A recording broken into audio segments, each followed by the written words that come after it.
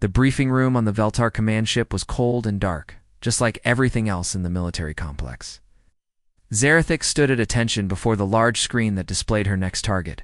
Her gray skin seemed almost silver in the blue light, and her yellow eyes studied every detail of the human face looking back at her. Jake Morrison, age 32. Former Earth military engineer turned smuggler. The human had been causing problems for the Veltar Empire for 8 months. Now, and every attempt to capture him had failed. "This human is different from the others," Commander Vextar said from behind his desk. His voice was rough and cold, scarred from years of battle. "He has embarrassed 3 hunter teams already, made them look like children chasing shadows." Said nothing. She had heard about the failed hunts. 3 teams of experienced hunters, all returning empty-handed with stories of impossible escapes and clever tricks. The human had become a legend among the criminals in the Outer Rim territories. "You are our best huntress," Vextar continued. "In 15 years, you have never failed to bring back a target. Your record is perfect." "Yes, Commander," Zarathic replied, keeping her voice steady and professional. "Not let this human be the first to escape you," Vextar warned. "The reputation of our entire hunter corps is at stake. If our best cannot catch one smuggler, what does that say about Veltar's superiority?" Zarathic studied the files on Jake Morrison more carefully. The human was not particularly large or strong by Veltar standards. Most humans looked weak and soft compared to her people. But something in Jake's eyes suggested intelligence and determination that might explain why he had stayed free for so long. "What exactly has he stolen?" Zarathic asked. "Cargo from our transport ships," Vextar said quickly. "Valuable materials needed for military operations. He attacks our convoys and steals what he pleases, and the nature of these materials." "That is classified," Vextar replied sharply. "Your job is to hunt, not to question orders. Bring back Jake Morrison alive for trial, or bring back proof of his death. I do not care which." Zarathic bowed her head in acknowledgement. "Questions were not encouraged in the Veltar military, especially from hunters. Her role was to track, capture, and return. Nothing more." "His last known location was the mining colony on Kepler 44-B," Vextar said, handing her a data crystal. "He was seen there 3 days ago buying supplies. The trail should still be fresh." "I will depart immediately," Zarathic said. You do.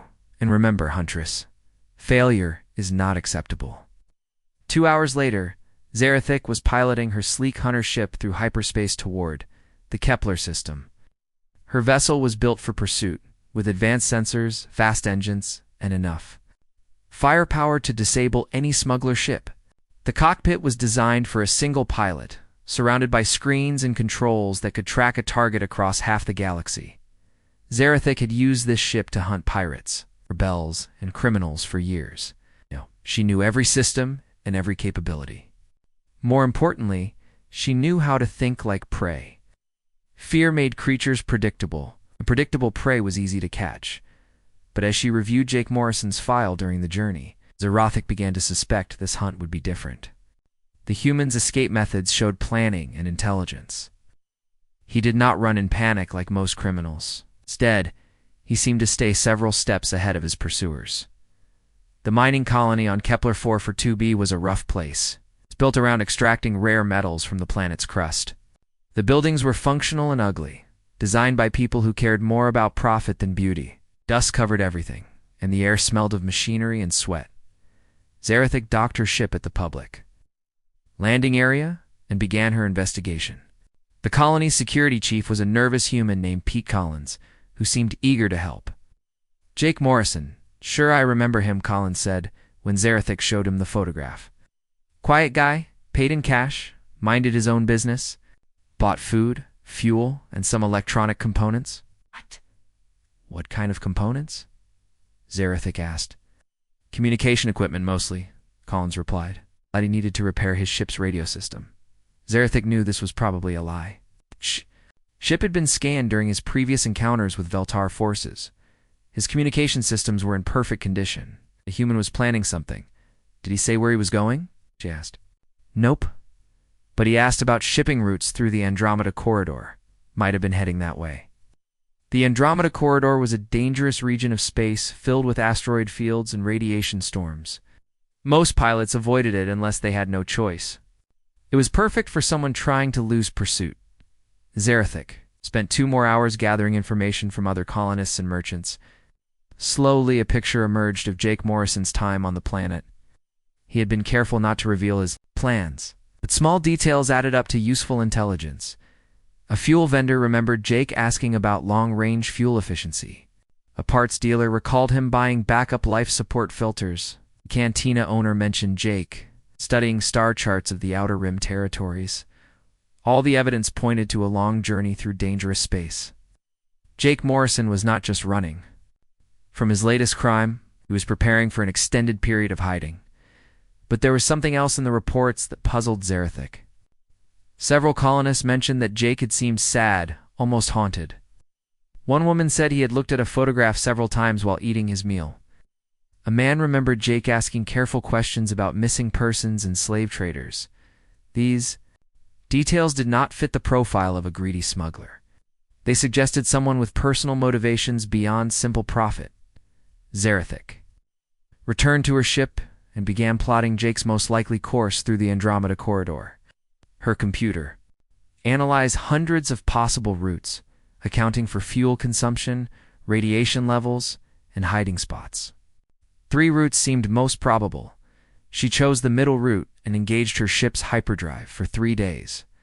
Zarathik followed Jake's trail through the dangerous corridor. Her sensors picked up traces of his ship's passage.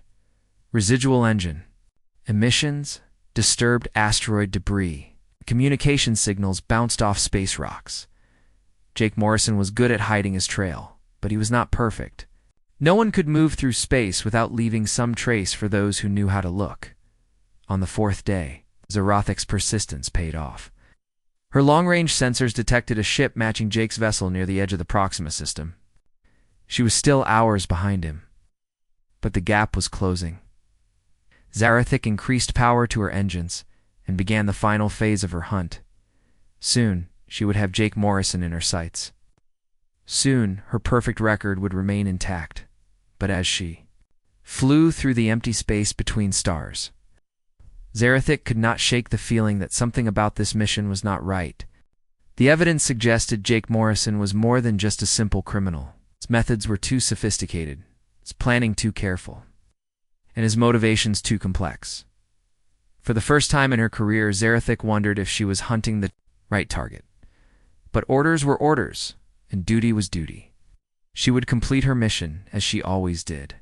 She would bring back Jake Morrison and let others decide what justice looked like. The hunt had begun. And Zarathik had never failed before. She did not intend to start now. Jake Morrison had stayed free for 8 months, but his luck was about to run out. The Velter Empire's best Huntress was coming for him, and she would not stop until the chase was over. Neither of them knew that this hunt would change both their lives forever. Jake Morrison wiped sweat from his forehead as he watched the scanner display in his ship's cockpit. 3 red dots blinked on the screen, getting closer. He had been running for 3 months now, and his hunter was still following him. Most people would have given up by now, but not this alien. The Velter Huntress was good. Really good. Jake had to admit that much. Every time he thought he had lost her, she would appear again like a bad dream. She tracked him through the Sigma system, chased him past the ice moons of Arcturus, and even followed him into the dangerous asteroid belt near Proxima Station. Jake pushed buttons on his control panel and changed course again. His ship, the Lucky Strike, groaned under the stress of another sharp turn. The old cargo hauler was not built for this kind of flying, but Jake had made some changes over the years. Extra engines, better shields, and a few tricks he had learned from other smugglers. Behind him, somewhere in the black of space, Zarathik was following. Jake could feel it in his bones. After 3 months of being hunted, he had developed a sixth sense about when she was close. It was like having eyes on the back of his head. Zarathik sat in her sleek hunting ship, studying the data streams on her screens. The human had changed course again. This Jake Morrison was unlike any target she had ever hunted. Most beings ran in straight lines when they were scared. They made mistakes. They got tired. They gave up. Not this human. Jake Morrison ran like he was thinking 10 steps ahead. He changed his patterns, used trade routes that made no sense. Sometimes he would double back and go the opposite way, just to confuse her. It was like playing chess with someone who kept changing the rules. Zarathik had been hunting for 15 years. She had caught pirates, rebels, and criminals across half the galaxy. Her success rate was perfect. Every target had been brought back to Veltar space for judgment. But this human was testing her skills in ways she had never experienced. The worst part was that Jake Morrison was not even trying to fight her. He just ran. His running was more challenging than facing an armed enemy. Jake checked his fuel levels and cursed under his breath. Running for 3 months was expensive. Food, fuel, and ship repairs were draining his credits fast. He needed to make some money, but every job he took put innocent people at risk. The alien Huntress would follow him anywhere, and Jake did not. Want civilians getting hurt because of his problems? He had tried everything to lose her. Fake distress signals, hidden routes through nebulas, even paying other smugglers to create false trails. Nothing worked.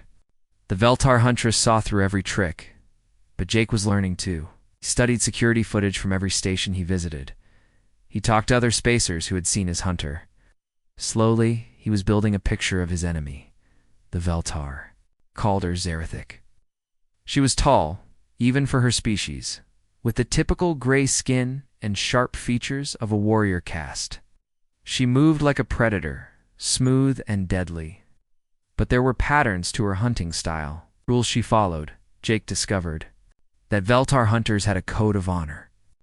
They did not kill unarmed civilians. They gave fair warning before attacking. They never broke their word once given. These rules were part of their culture, as important as breathing. More importantly, Jake learned that Zarathik was not just following orders. She believed in what she was doing. To her, Jake was a criminal who needed to be brought to justice. She did not know about the families he had saved or the slaves he had freed. In her mind, he was just another target. This gave Jake an idea.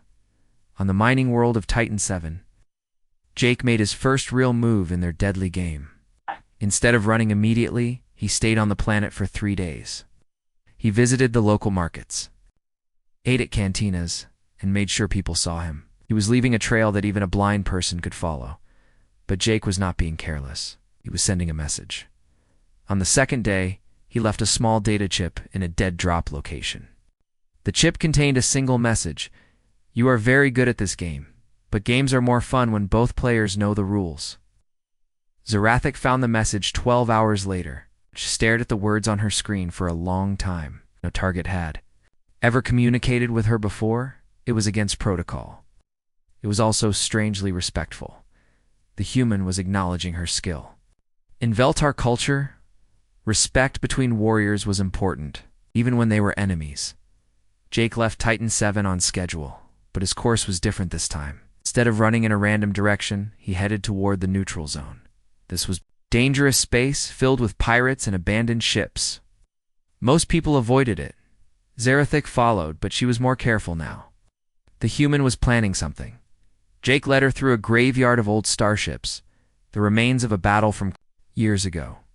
Dead hulks drifted in the darkness like metal ghosts. Navigation was tricky here, with all the debris and radiation. On the third day in the graveyard, Jake made his next move. He powered down his engines and let his ship drift with the wreckage. 2 sensors. The Lucky Strike looked like just another dead ship.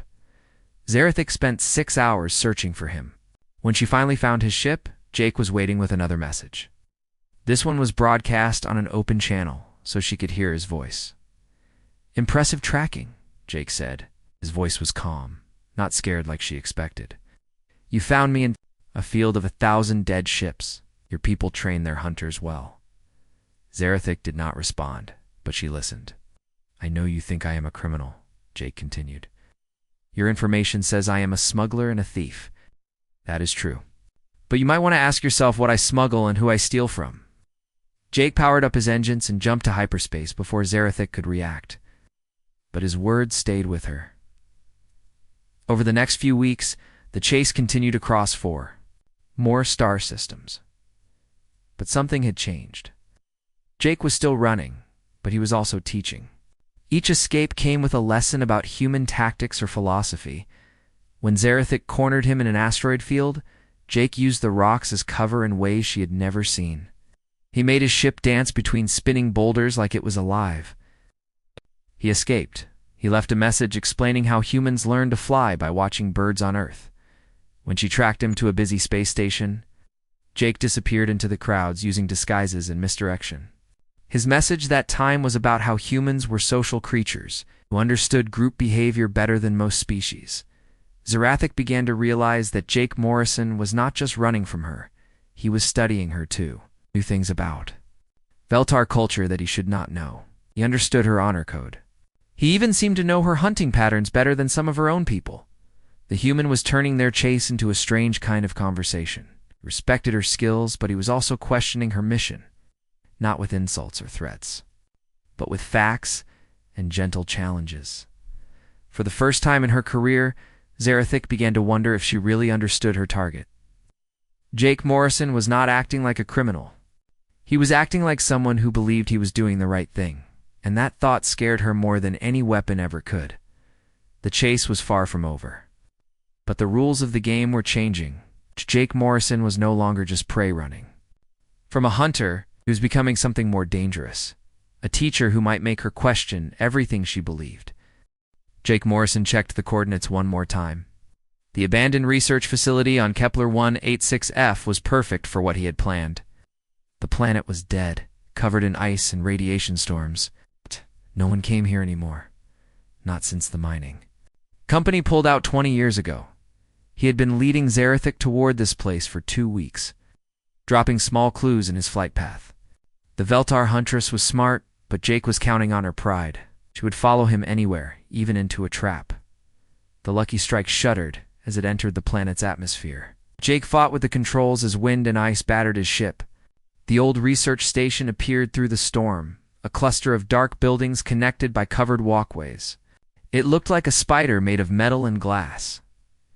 Jake landed his ship near the main building and began powering up the devices he had planted here 3 days ago.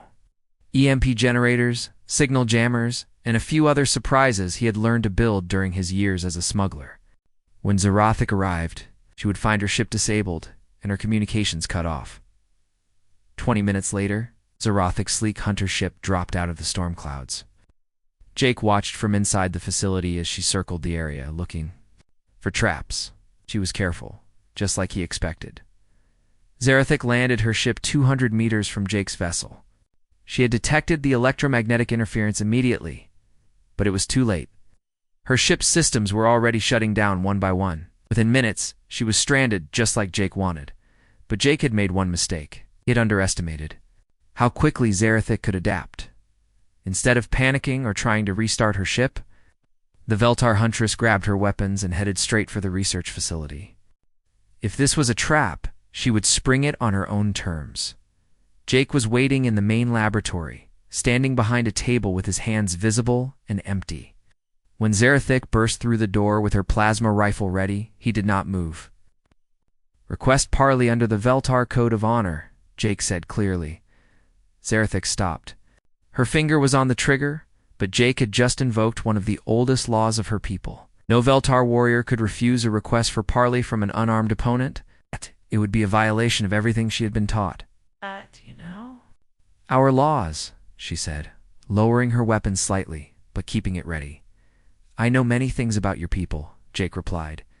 "Just like you have learned things about mine. We've been dancing around each other for months. Maybe it is time we talked." Zarathic studied the human standing across from her.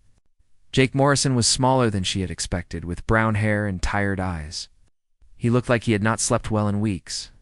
But there was something in his posture that spoke of strength and determination. "You are my prisoner," she said finally. Am I?" Jake asked. "Your ship is disabled just like mine. The storm outside will last for 6 hours. We're both stuck here until it passes. That makes us equals, at least for now." Zarathic did not like it, but the human was right. Without their ships, neither of them had an advantage. And the Veltar Code required her to honor the parley until one of them broke it. "Why did you bring me here?" she asked. Jake gestured too.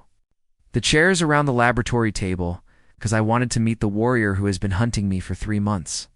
You are very good at your job, Zarathic. It's the best I have ever faced. The fact that he knew her name did not surprise her anymore. Jake Morrison had proven he could learn things that should have been impossible for a human to know. You are a criminal, she said, but she sat down across from him. I am bringing you to justice. What crimes have I committed? Jake asked. Tell me what your superiors told you about me. Zarathic recited the charges from memory: smuggling, theft of Veltar property, interfering with legal military operations, attacking Veltar personnel. Jake nodded slowly. All true. But do you know what I was smuggling? Weapons, drugs, illegal technology, families, Jake said quietly. I smuggle families, Zarathic. Parents trying to reach their children. Looking for parents who were taken from them, people who want to go home. Zarathic frowned. You lie. Jake reached into his jacket slowly, keeping his movements visible. He pulled out a small data pad and slid it across the table. See for yourself. The data pad contained records of Jake's missions over the past 2 years, transport manifests, medical records, and personal messages. Zarathic read through them with growing confusion. There were no weapons or drugs. Instead, she found files about refugee families, escaped slaves, and medical supplies for frontier colonies.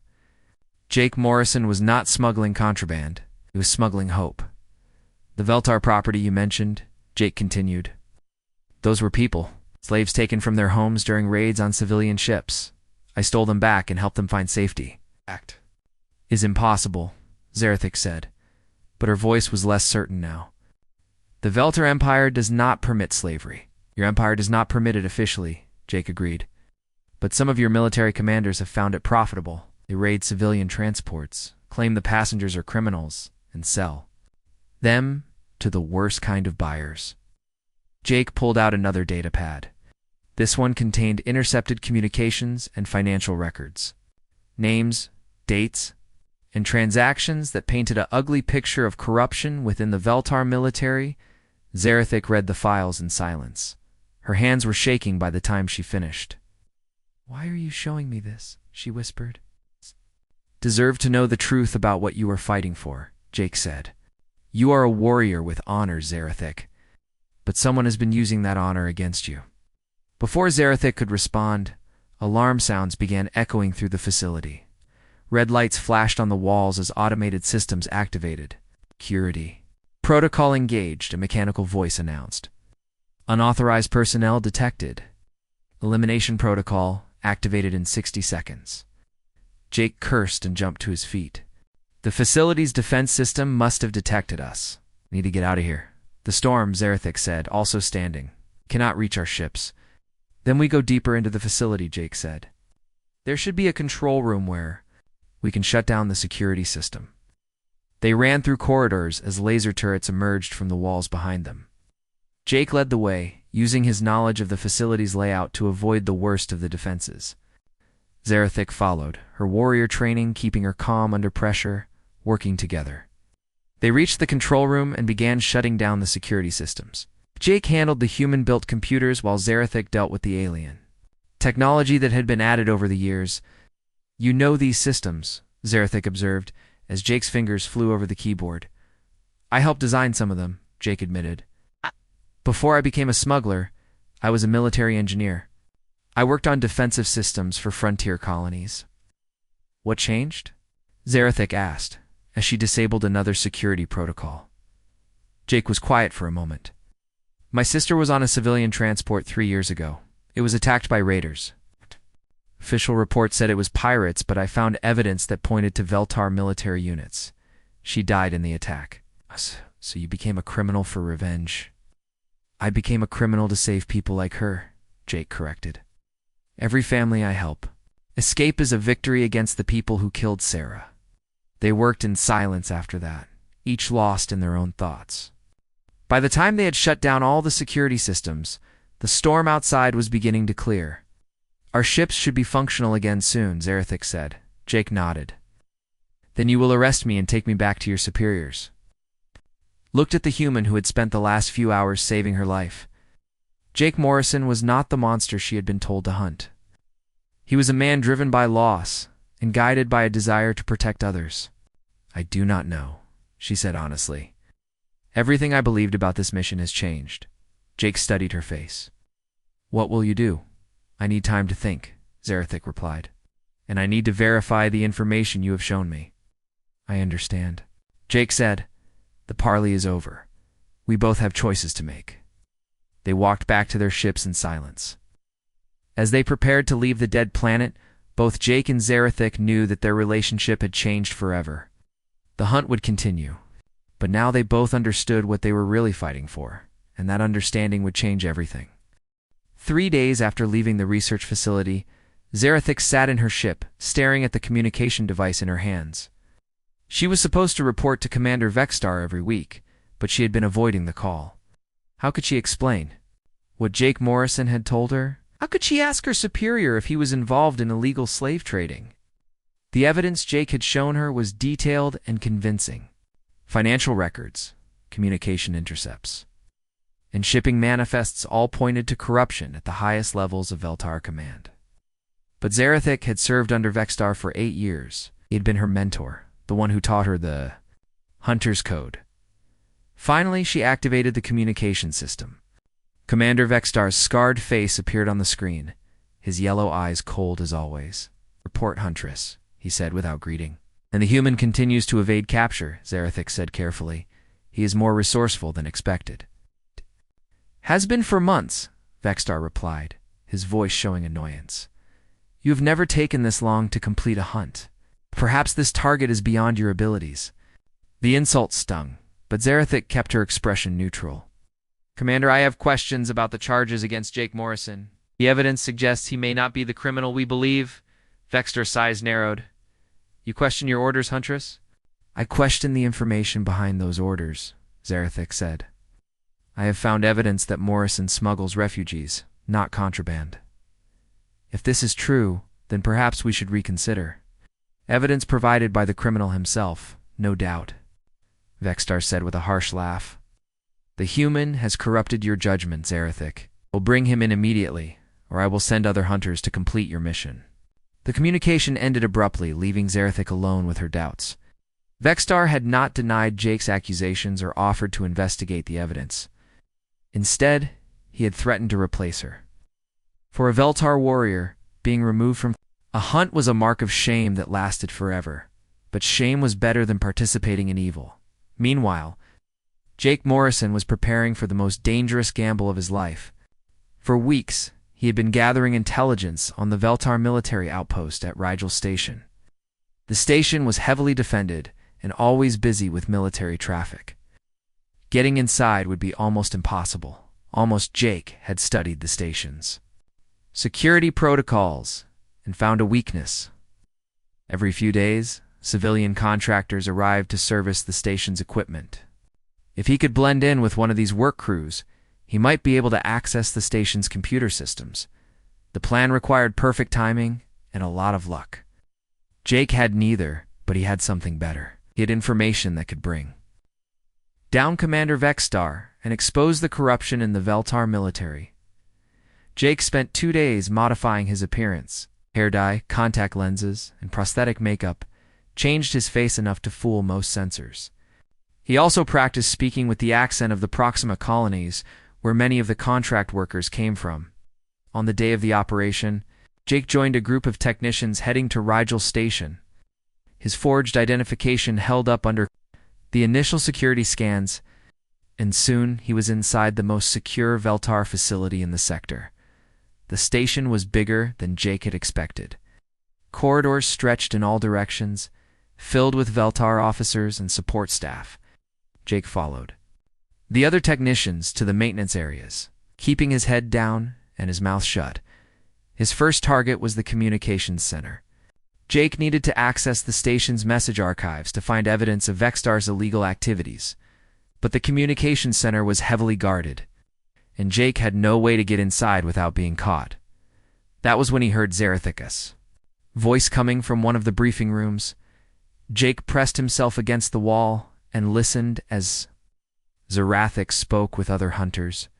She was reporting on her mission, but something in her voice sounded different. She seemed uncertain, almost reluctant. The human has proven more difficult than anticipated, Zarathic was saying. His tactics are unconventional, and he appears to have extensive knowledge of our procedures. Perhaps you need assistance, suggested another voice. Jake recognized it as Commander Vexstar. No, Commander, Zarathic replied firmly. We'll complete this hunt alone, as is tradition. That you do, Vexstar said. Jake Morrison has caused enough trouble. His interference with our operations must end. Jake froze. Vexstar had just admitted that Jake was interfering with Veltar operations, but Jake only interfered with illegal slave trading. Admission was almost a confession. The meeting ended, and Jake watched as the hunters filed out of the briefing. Room Zarathic was the last to leave, and Jake made a quick decision. He stepped out of his hiding place and called her name softly.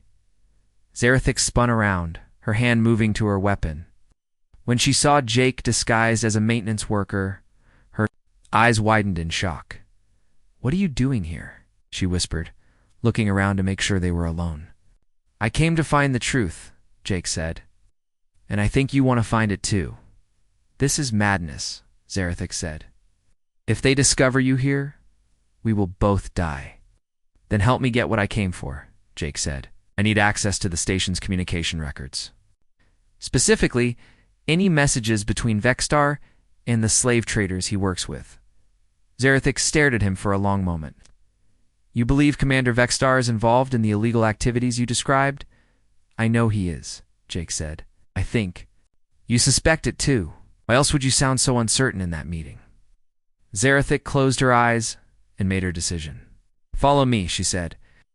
But if we are caught, I will claim you forced me to help you. Understood, Jake said, Zarathic. Led him through corridors that civilian contractors would never see. Her security access opened doors that Jake could never have passed through alone. Within minutes, they were in the station's main computer center. You can access the communication archives from here, Zarathic said, sitting at one of the terminals. But the records are encrypted. Even with my security clearance, it will take time to decode them. I can help with that, Jake said, sitting at another terminal. Human encryption techniques are different from yours. Sometimes that difference is useful. They worked together for over an hour, breaking through layers of security and decryption. Slowly, the truth began to emerge from the data. Commander Vexstar had been selling captured humans to alien crime cartels for 3 years. The profits were enormous, and he had been sharing them with other high-ranking officers. Worse, they had been deliberately targeting civilian transports. Knowing that families would pay anything to get their loved ones back, Jake's sister Sarah had been on one of those transports. This is worse than I imagined, Zarathic said as she read through the records. Vexstar has betrayed everything our military stands for.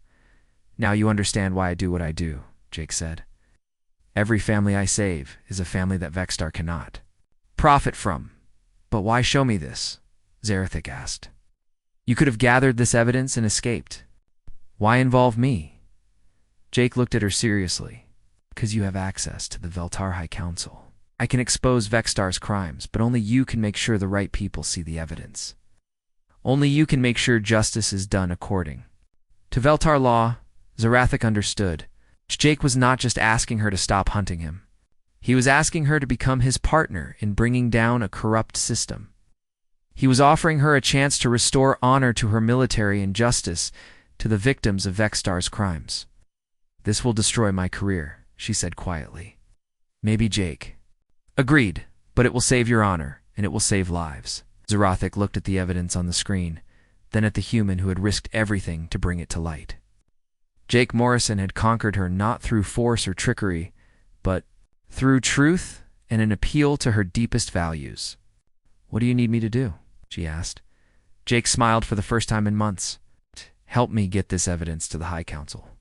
And then help me make sure Vexstar can never hurt another family. Together they began copying the files that would change everything.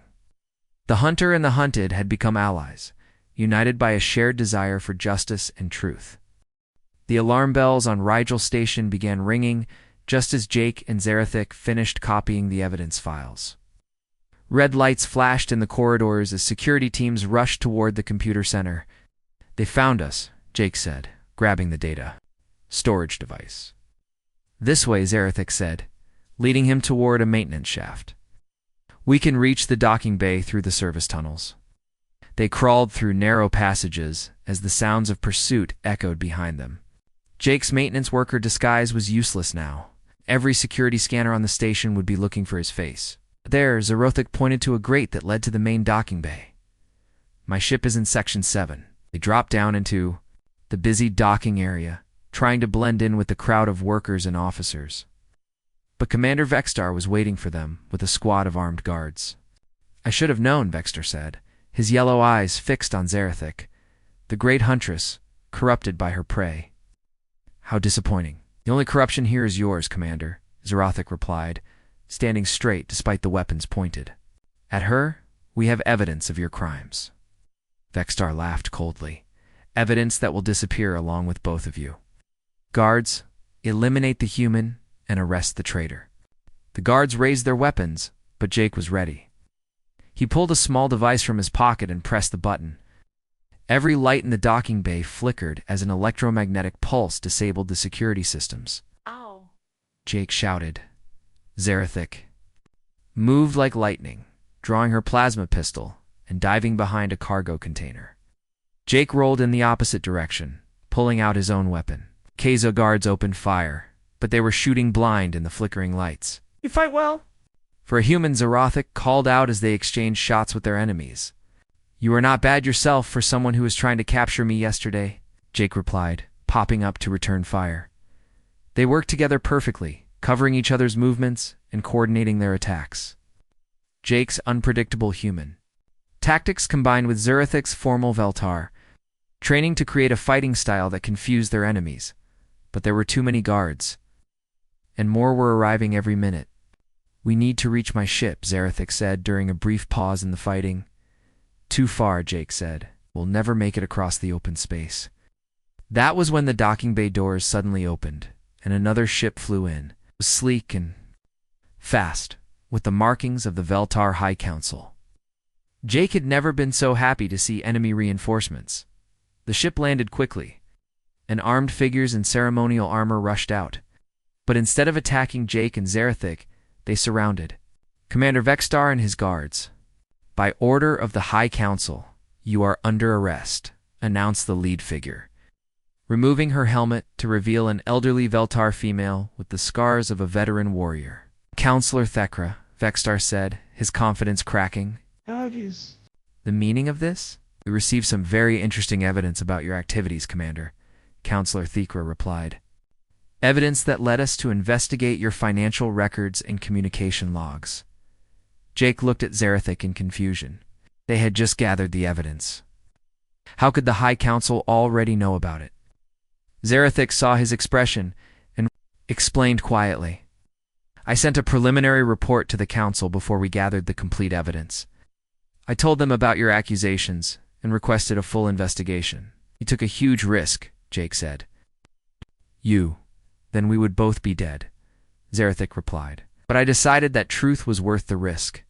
Counselor Thekra approached them, her expression serious but not hostile. "Huntress Zarathic, you have served the Empire with honor for many years. Your request for investigation was taken seriously." "Thank you, Counselor," Zarathic said, bowing respectfully. "And you must be Jake Morrison," the counselor said, turning to Jake. "The human who has caused so much trouble for our corrupt officers." Jake tensed, unsure if he was about to be arrested or thanked. "Your actions have exposed a cancer within our military," Counselor Thekra continued. "While your methods were illegal, your motives were honorable. High Council has voted to offer you a choice." "What kind of choice?" Jake asked carefully. "You can stand trial for your crimes against the Empire," the counselor said.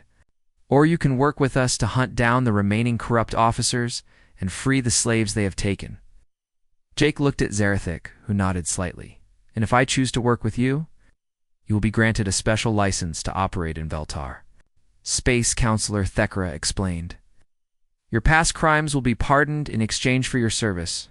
You will work as a partner with Huntress Zarathic to clean up this mess." Partners, Jake said, surprised. The High Council has reviewed your tactics and methods, the counselor said. Your understanding of human psychology and unconventional approaches could be valuable. Zarthik has proven that she can work with you effectively. Jake turned to Zarthik. What do you think? I think we make a good team, she replied. You showed me that there are different ways to serve honor. Injustice. Perhaps I can show you that not all Veltar are like Vextar. The choice is yours, human, Counselor Thekra said. But decide quickly. There are families in slave camps who need rescue and corrupt officers who need justice. Jake did not hesitate, except. The next few hours passed in a blur of briefings and planning sessions. The High Council's investigation had uncovered a network of corruption that reached deep into the Veltar military. Dozens of officers were involved in slave trading, weapons, smuggling, other illegal activities. Jake and Zarathik were given access to intelligence files and military resources that Jake had only dreamed of. Together, they began planning operations to rescue enslaved families and arrest corrupt officials. Your first mission will be the slave facility on Kepler 438b, Counselor Thekra explained. Commander Vextar's records show that over 200 humans are being held there. How many guards? Zarathik asked, studying the tactical display. 36, the counselor replied. Too many for a direct assault, but perhaps not too many for your combined approach. Jake smiled as he looked at the facility's layout. Have some ideas about that. 3 days later, Jake and Zarathik stood on the bridge of Zarathik's ship as they approached. Kepler 438b. The slave facility was hidden on the dark side of the planet, protected by automated defenses and patrol ships. Are you ready for this? Zarathik asked. I have been ready for 3 years, Jake replied. Ever since my sister died, I have been working toward this moment. She would be proud of what you have accomplished, Zarathik said softly. We have accomplished, Jake corrected. You saved. More than my life when you chose to help me. You saved your own honor and the honor of your people. Zarathik looked at the human who had changed her life completely. 4 months ago, she had been hunting him as a criminal. Now she understood that he had conquered her in the truest sense. Not through force or deception, but through truth and respect for her deepest values. Ready to free some families? Jake asked, checking his equipment. Ready, Zarathik replied, doing the same. Their ship dropped toward the planet's surface, carrying 2 warriors who had found something more valuable than victory. They had found partnership, respect, and a shared mission that would take them across the galaxy. Jake Morrison had set out to free slaves and fight corruption. Along the way, he had conquered the heart and mind of a proud Veltar warrior. His greatest conquest was showing Zarathik that true honor meant fighting for what was right, not just following orders. As they began their first official mission together, both Jake and Zarathik knew that their partnership would change more than just their own lives. They would change the relationship between humans and Veltar forever. One rescued family at a time. The hunt was over. The real work was just beginning.